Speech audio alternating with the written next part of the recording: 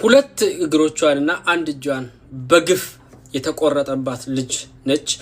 የዛሬ 3 ወር እንደማንኛውም ደሃ ኢትዮጵያዊ ተሰዳ ኑሮዋን ለማሸነፍ ወደ ሳውዲ አረቢያ ትሰደዳለች ከሁለት ኢትዮጵያውያን ጋራ።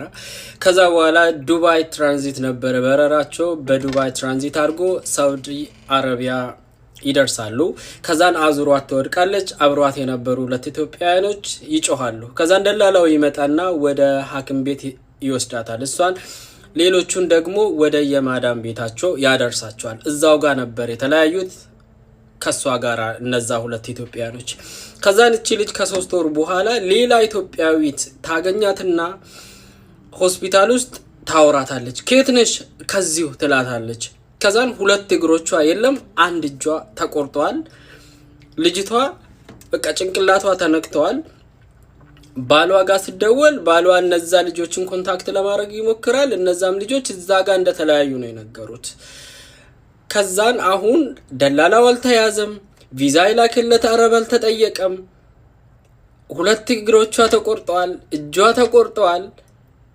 አስቡት እንግዲህ በሰላም ከቤተሰቦቿ ተለይታ ተርቼ ለወጣለሁ ነገ ሰው ሆናለሁ ብላ ያላትንም በሙሉ አታነች ያለችው እና ወደ ሀገር ለማስገባትም እንዲሁም ደግሞ እነዛን ሰዎች ለማስያዝም የእናንተ ርብርብ የኢትዮጵያውያኖች ርብርብ ያስፈልጋል። እባካችሁን ኮፒ ሊንክ ሼር አድርጉ፣ ለህዝብ አድርሱ። ብቻ የዚህን እውቀት ያላችሁ የሚደረገውን ነገር ማድረግ የምትችሉትም ሰዎች እባካችሁን ባሲን ጨምራችሁ ተባበሩን። ይህቺ ልጅ ነች። ይሄ አሁን ምን ይደረጋል? ለምን እንደተቆረጠባት ስትጠየቅ አታውቅም። አላውቅም ለምን እንደቆረጡብኝ ትላለች። በቃ እኔ ቪዲዮን ሳይ አልቻልኩም።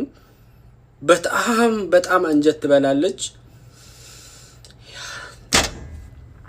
የትውልድ ሀገሯ ለቀምት ስሟ መዲና ይባላል። በመጣይ ሳውዲ አረቢያ በሁለተኛዋ ቀን ሁለት እግሮቿን አጥታለች። የኢትዮጵያ ኤምባሲ የዚችን የልጅ እንባ ሊጠርጋት ግድለዋል።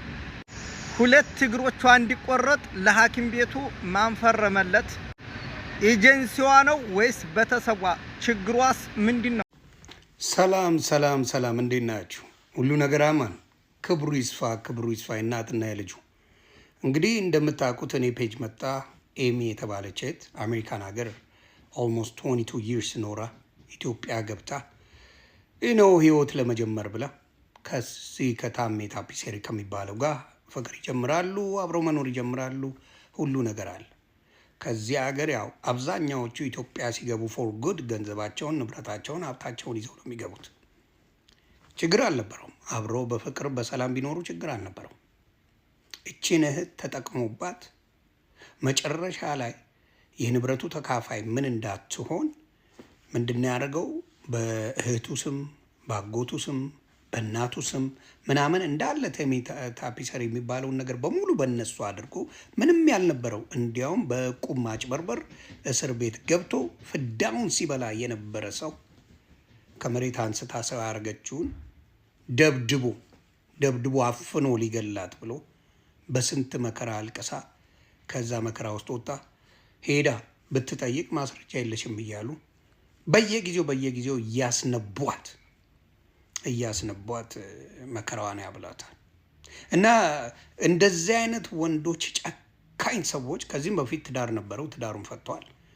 በዚህኛው አብሯት በነበረው ሰው ላይ ሌላ ሰው ደርቦ ከእቃ የሚገዙበትን ቦታ ሴት ደርበው አሁን እርጉዝ ሆናለች፣ አንቺንም አገባሻለሁ ብሎ እና በጣም የሚያሳዝነኝ ነገር ምንድነው?